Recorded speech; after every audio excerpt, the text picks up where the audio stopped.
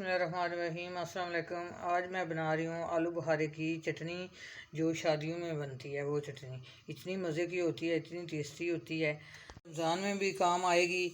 और वैसे भी जो शौकीन होते हैं आलू बुखारे की चटनियाँ खाने के, उनके रमज़ान के बगैर भी काम आ जाती है। तो अब मैं शुरू करने लगी हूँ। ये मैंने आलू बुखारे ले लिए हैं और 1 गिलास मैंने पानी ले लिया। ये मैं चूल्हे पर मैंने एक पैन रख दिया है और चूल्हा जला दिया है। उसमें 1 गिलास मैंने पानी डाल लिया है और ये आलू बुखारे उसमें मैं डाल लूँगी।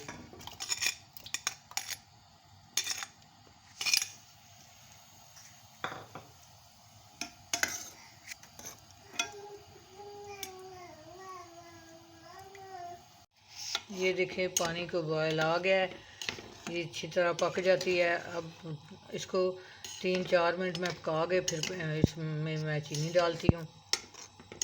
ये देखिए 3-4 मिनट मैंने इसको पका लिया है और इसमें अब मैं चीनी डालने लगी हूँ। 1 प्याली मैंने चीनी ली है। तो इसमें कलर भी डालते हैं, तो मैं देखूँगी इसका कलर कैसा आता है, फिर उसके हिसाब से कलर डालना पड़ा तो डालेंगे, ना डालना पड़ा तो नहीं डालेंगे। वैसे तो कलर बहुत अच्छा मुझे लग रहा है इसका कलर के बगैर ही। ये देखें आलू बुखारे कितने कितने मोटे हो गए हैं, फूल गए। तो अब थोड़ा 2-3 मिनट मैं पकाऊंगी और इसको, तो इसमें कलर की ज़रूरत नहीं।